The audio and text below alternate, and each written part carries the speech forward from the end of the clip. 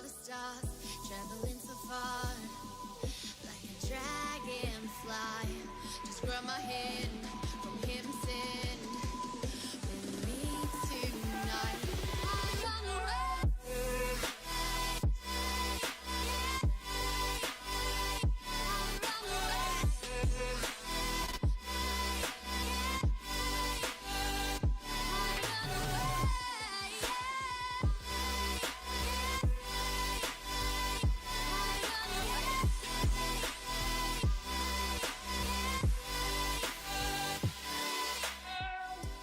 We'll never forget the past.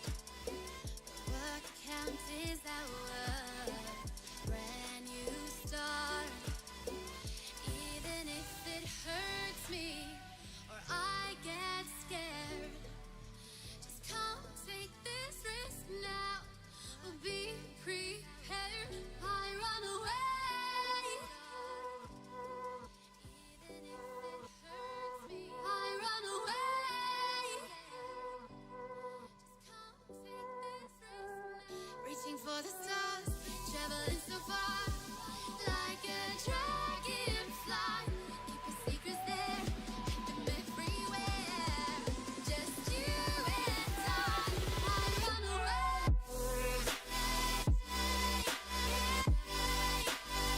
I run away.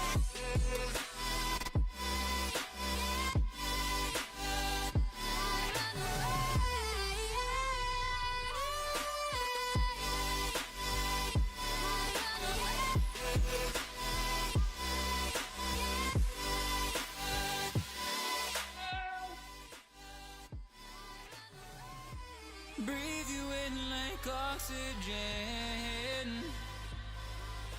Oh, in an otherwise suffocating world,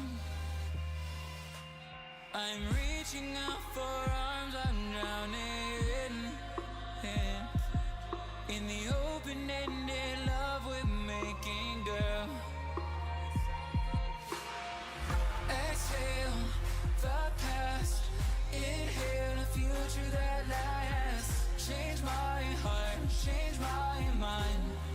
For the last time, wanna believe in the life I've led. I don't wanna leave another word unsaid. You know my heart will follow you in tomorrow. In tomorrow.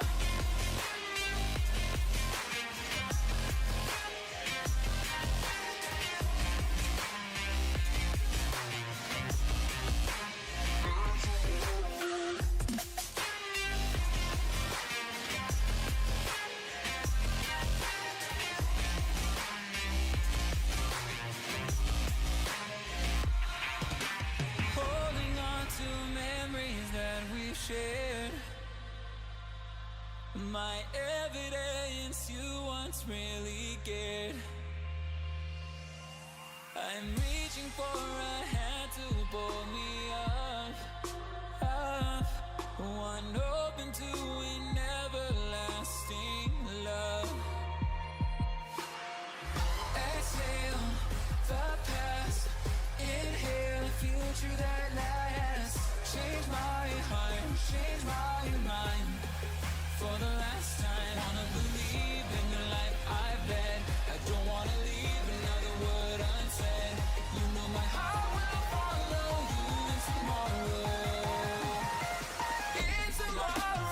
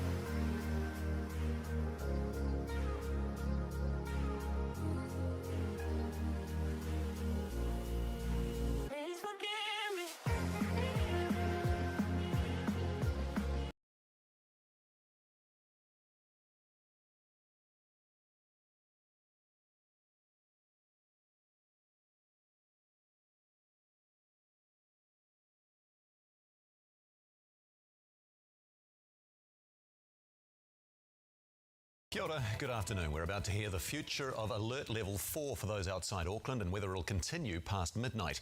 Cabinet have just been meeting and getting the advice of Dr. Ashley Bloomfield and other officials. The Director General of Health and the Prime Minister will reveal the decision in a few moments. So let's take a quick look at the latest COVID case numbers released just a couple of hours ago. There are 70 new cases in the community, all in Auckland. It brings the total number of cases in this Delta outbreak currently to 347. The new cases include a dementia care worker at the Amberley Rest Home near Warkworth. There are 19 people in hospital across Auckland, one of them in ICU. And it was another record day for vaccinations yesterday, more than 90,000 jabs administered. Political reporter Benedict Collins is at Parliament for us. Kia ora, Benedict. No cases out of Auckland today. That must be good news for those elsewhere. Yeah, good afternoon. That's right. That is good news. All those cases there in Auckland, we haven't seen that small Wellington cluster grow at all. So, and we haven't seen any other cases pop up around the country. So that is some good news there. On the flip side, though, I guess those case numbers, they have continued to rise up to 70 today. People will be, the government especially, will be really hoping that those cases start to plateau and that we see them start to fall away. We've just seen the Prime Minister and Dr. Bloomfield, the Director General of Health, they've headed into the press conference there, so that should start really soon. All right, Benedict, we're not looking to hear anything much for Aucklanders, though, in today's conference, are we? Unlikely they're going to be come out of alert level before Tuesday at the earliest. Look, we can see the Prime Minister approaching. We'll leave you there, Benedict. Thank you very much for that. The Prime Minister's approaching the podium right now. So let's take the press conference live. The Prime Minister and the Director General of Health. Kia ora koutou katoa. Good afternoon, everyone. As you will have seen from today's case numbers reported earlier today, we may be seeing the beginning of a... Kia ora koutou katoa. Good afternoon, everyone. Our job is to keep up the hard work. As you will have seen from today's case numbers reported earlier today, we may be seeing the beginning of a plateau in cases. Our job is to keep up the hard work in order to bend and then flatten that curve. We are doing really well, and we have evidence that what we are doing is working, but caution is still required. As we have seen in this outbreak, Delta is definitely more infectious, and it also moves more quickly. From the very beginning, we have changed the way we do things to meet that challenge. But by far, the most effective tool that we have right now is level 4. You can see that in the data from yesterday. Of the cases reported yesterday, roughly half were household contacts. Unfortunately, we know from Australia that household members are almost universally becoming infected with COVID-19. That means you can expect our numbers to continue for some time as significant numbers of household contacts continue to test positive. Another positive sign of the impact of level 4 is that from the almost 70 cases reported yesterday, only 10 had any new exposure events, and some of these were pre-lockdown, which again shows that during the most dangerous period of someone's infection, people have generally been at home, just where we needed them to be to break the chain of transmission. I'm also told that compliance is really high. We're generally not seeing people anywhere that we wouldn't expect when we're looking at exposure events. Lockdown is making a difference. The question now is how long everyone stays there. Cabinet met this afternoon to look at our latest data and consider the advice of experts. Based on all the information in front of us and of the advice of Dr. Bloomfield, Cabinet has decided that all of New Zealand south of the Auckland boundary will move to level 3 at 11:59 p.m. on Tuesday, August 31. We'll review these settings at Cabinet a week later on Monday, the 6th of September.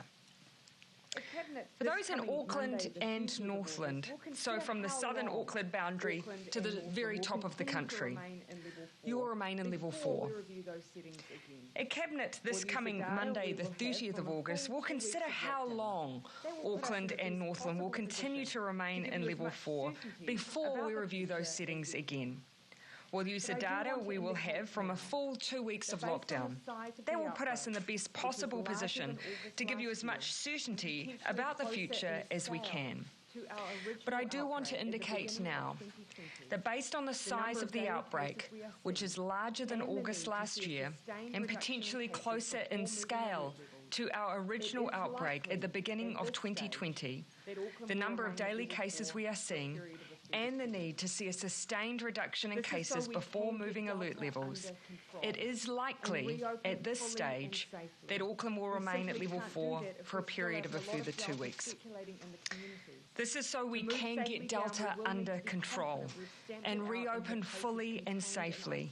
We simply can't do that if we still have a lot of Delta circulating in the community. To move safely down, we will need to be confident we've stamped it out and have cases contained and isolated. I know there will be a couple of basic questions about these decisions, so let me cover them off quickly now. Firstly, some of you will want to know why we have included Northland in a continuation of level 4 at this stage. We've made that decision because of the recent case in Warkworth and the need for more data and further contact tracing in order to better assess the risk there. Although Warkworth has been included in the Auckland boundary in the past, we're concerned about the potential movement of people through that part of the country on northbound journeys. We're also concerned that one of the exposure sites in Warkworth, while closed to the public, is a relatively large workplace. We want to be as careful as possible, and I hope the good people of Northland understand why we want to move with care, given those common transit routes. That is not to say that Northland and Auckland will continue to be treated the same way in the long term. That is unlikely, but we're not in a position to give an exact time frame just yet. When we confirm Auckland's settings in a few days' time, this coming Monday, we'll update you on our thinking for the region. And again, a reminder to Aucklanders that firm decision of how long you'll be in alert level 4 we have not made yet. What we're giving at this stage is our most likely scenarios. That update will again be on Monday. The second question people may ask is, why are we keeping the rest of the country at level 4 for a few extra days, especially the South Island? 3 reasons. The first is that will give us the confidence of an almost full 14-day cycle since our first case was discovered, especially given we had contacts across all parts of the country and over 300 in the South Island. The second reason is that we do have cases in Wellington that, while currently contained, did have contacts that are further testing due over the coming days. As I've said, we also have those contacts in the south, and that full 2-week transmission cycle is very, very helpful in terms of our confidence. And thirdly, we did see a positive wastewater result in the South Island, namely Christchurch yesterday.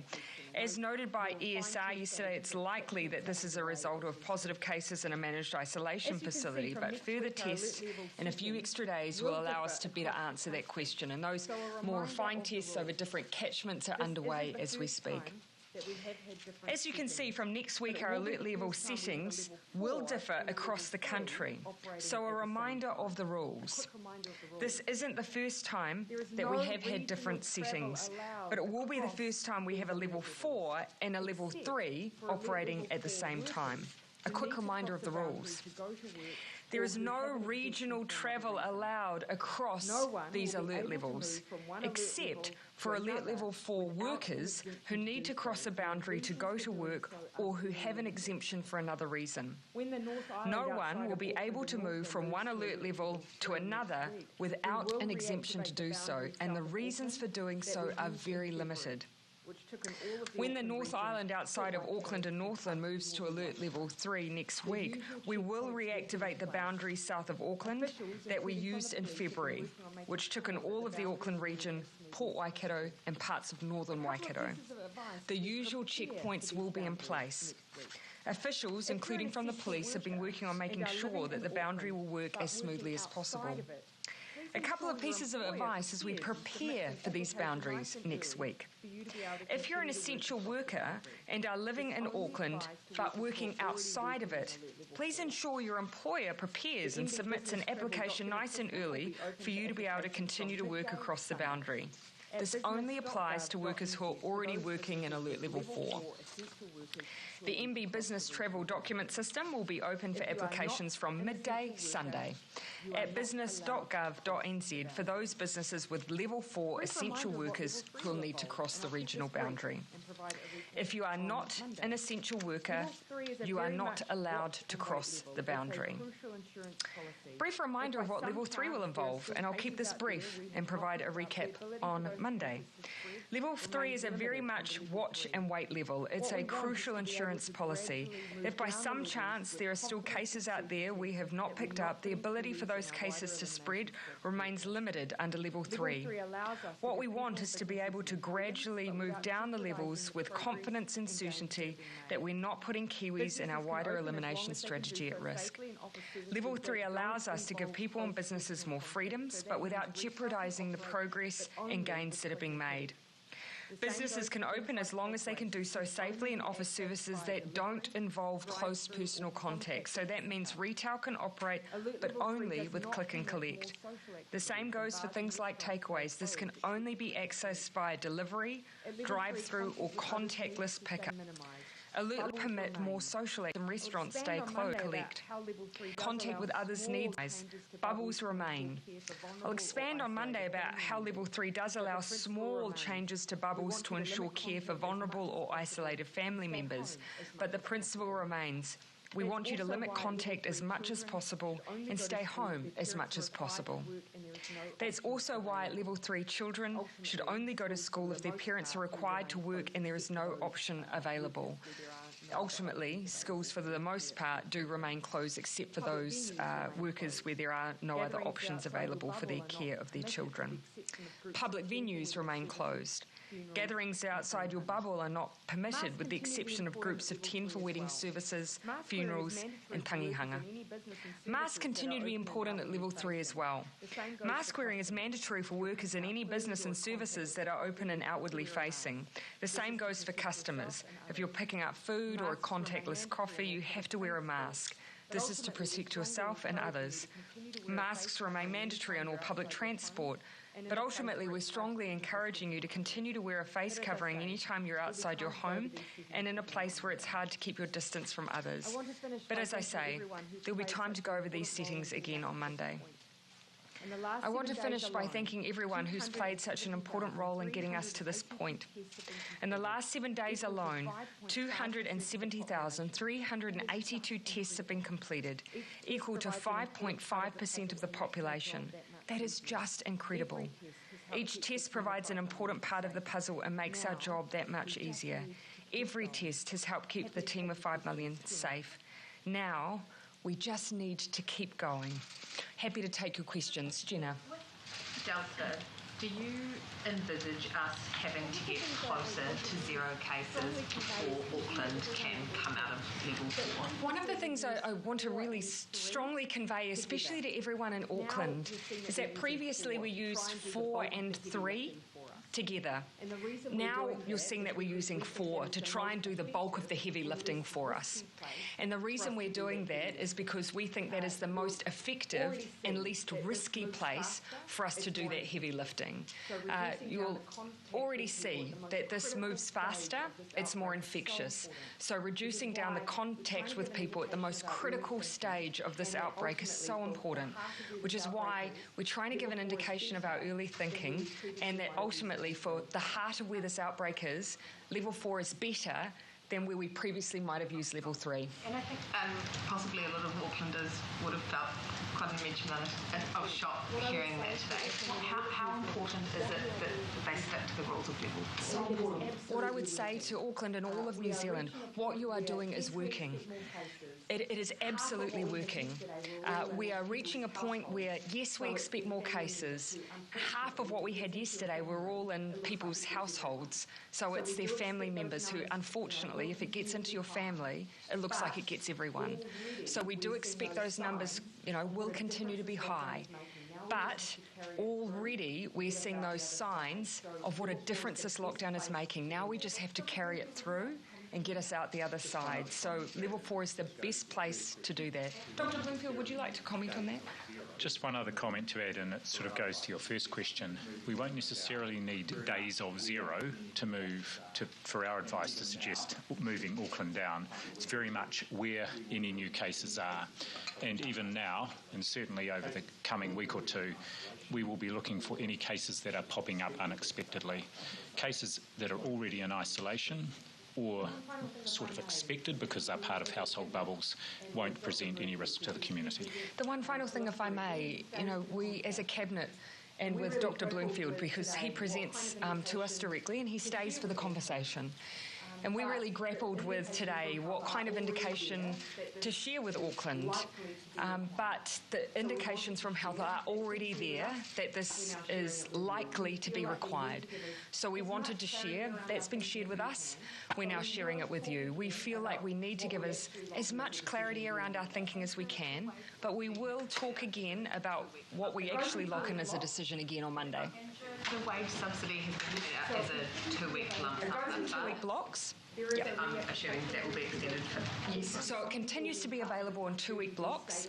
There is a reapplication every 2 weeks, and in part that's because some people will be in parts of the country where their status and situation may change. They might be a business that can operate fully at level 3. But as you can see, our granting is very, very quick, and it will continue to be very, very rapid. We've had reports of people, families with COVID who are struggling, isolating at home while they have tested positive, waiting to get into quarantine in particular.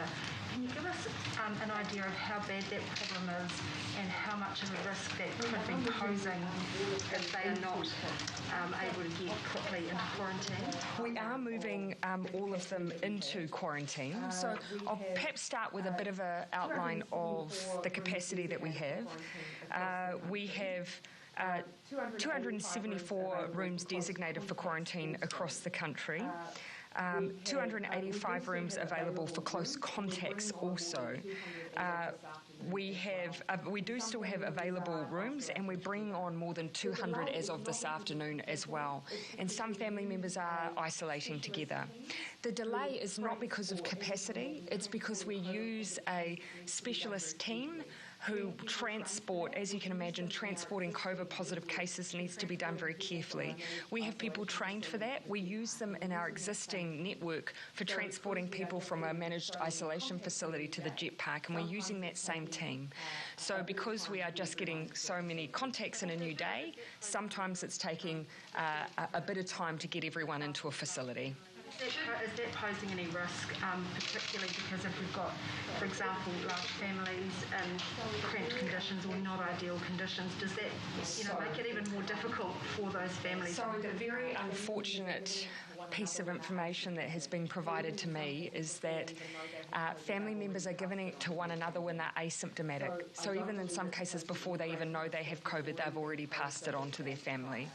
So I don't believe it's posing any greater risk than has already been posed over the days prior. Those families also know, of course, from the point that they're tested, that they're not able to leave their homes. So I don't believe it poses any further risk to wider community. Our families have been really good at following all of the guidance.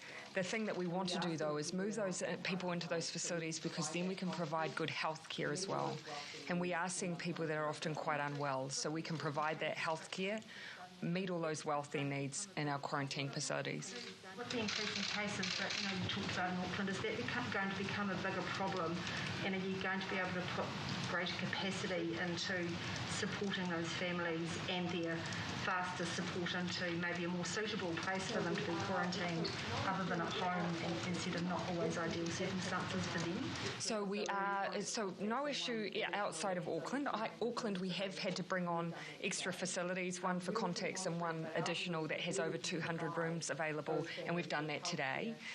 We'll keep monitoring, but our view is that where we can provide those families with healthcare, meeting people's welfare needs, access to other providers in a one-stop shop, that is the best we can do for families right now. On the safety concerns, Dr. Bloomfield, you might want to say something on that. Yes, just to add that it doesn't present any further risk if those people are isolating at home, and recalling that even our contacts self-isolate separate from the bubble, other people in their bubble. The point you've made is sometimes the family group is quite large, and so it's harder to do that. So those are the families that are prioritised for being moved. And also, very early on, the very first discussion is to make sure that any welfare or other needs that they may have are being met. And the only other point I would make is that some of the people being shifted to our facilities for contacts who can't safely isolate at home are for people who we have a strong feeling they will become cases. So those people are automatically moved in as well if there's a strong sense they may have already been infected within their family bubble. Mikey. A worker at an Auckland rest home has tested positive for COVID. How concerned are you given our experience from previous outbreaks and what's being done to protect residents? That's on Walkers? Sorry, just clarifying your question. Yeah. So you will have seen that we have, connected to our Warkworth case, you will have seen that we do have an essential worker that works in an aged care facility who is fully vaccinated, who has tested positive. Across our aged care facilities, remember that we prioritised those facilities and workforce for testing. Across that network in the Auckland Northland region, my recollection is that we have an 88% of residents across the Auckland metro region who were vaccinated with their first dose. Across Northland, 78%. My understanding is for this particular facility in question, at the time that we had vaccinations offered, the uptake rate for first dose was around 73%. Dr. Bloomfield can speak to the fact that sometimes why that rate might not be 100% and also what else he knows of this case. Yes, a couple of comments. The first is, of course, within rest home settings that often there are residents who are being admitted quite frequently. So even if we vaccinate all the residents at one point in time, others will be being admitted to that facility. In this case, the DHB had a team go in there 3 times to support vaccination of staff and of the residents.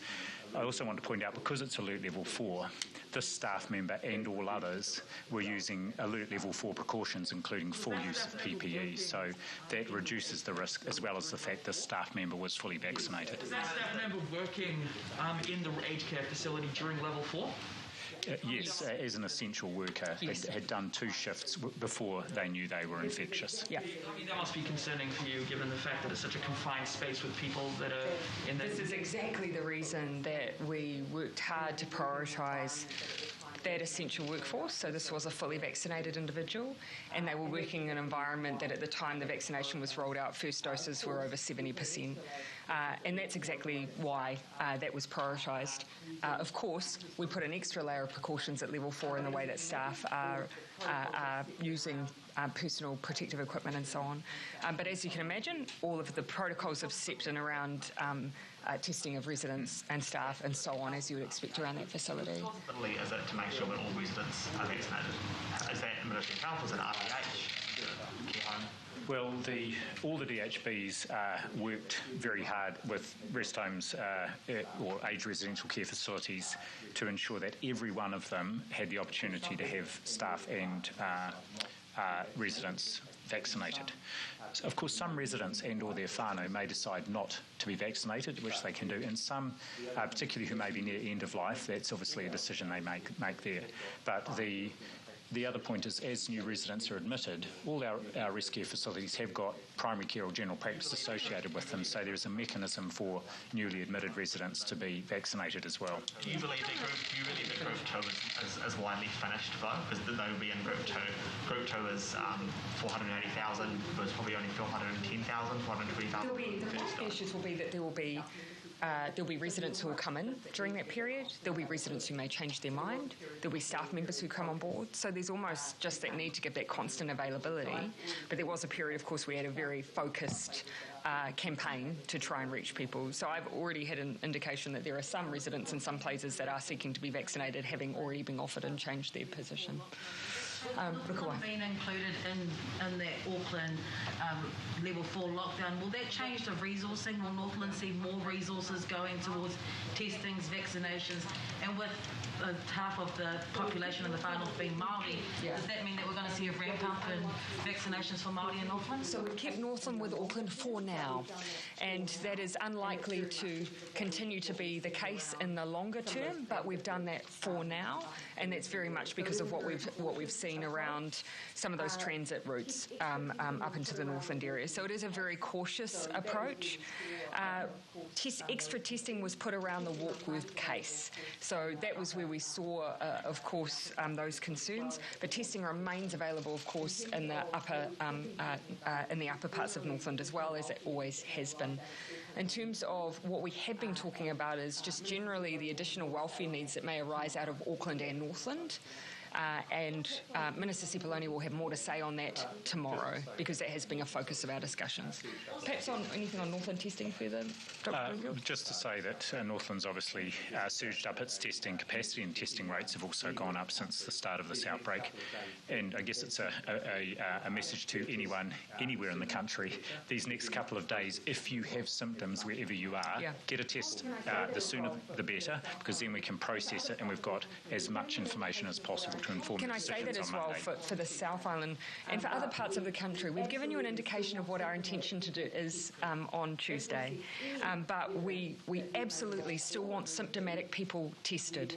If we see any evidence that we've made the wrong call and where we move, we will change that decision in the meantime. But what gives us extra confidence is if symptomatic people go out and get tested, and we just keep those rates of testing up. Also, you mentioned seeing numbers on the homeless that have been had received a vaccination. We reached out to the ministry and asked them for those numbers. They haven't made them available. Forgive me. So, do you recall them? Yeah, I'm looking down. I recall that one of them. I recall a handful of them, but I wouldn't want to attribute to them to the wrong community organisation. Do try and keep as many numbers in my head as I can, but it was about 72 hours ago that I saw that one.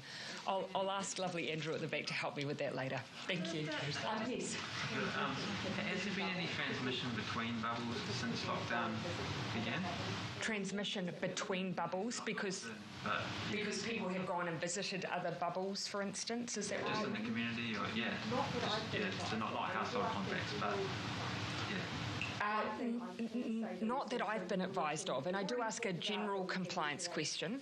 One thing I can say that we've seen, so you will have seen that we've already talked about that we had yesterday roughly 14 locations of interest where we know that there was transmission within those locations.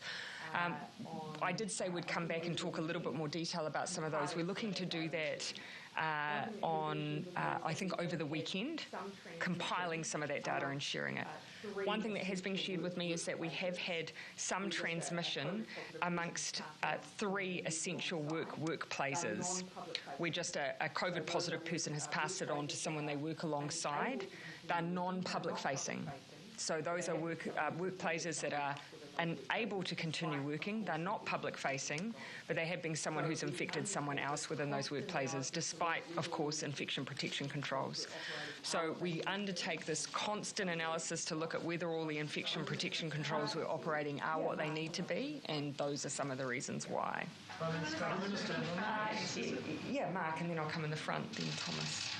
If you found a few cases at level 3, are you confident you would be able to handle just a small number of cases at level 3, or would that require a return to level 4? Well, you'll see that before moving into level 3, we're perhaps applying a higher bar than perhaps we would have before. So you can see for the South Island, no cases, and just as an example, no cases, but contacts. Wastewater testing, obviously, something that we want to nail down. But in the past, you might have moved to level 3 when you were in that holding pattern. Now we're actually waiting till we've got a good, reasonable level of confidence before moving. And in part, I'd say that's a response to Delta. And that's also why we're giving that indication to Auckland as well. Where they may have gone into level 3 a bit early, we're now saying level 4 is the best place for that. Dr. Bloomfield.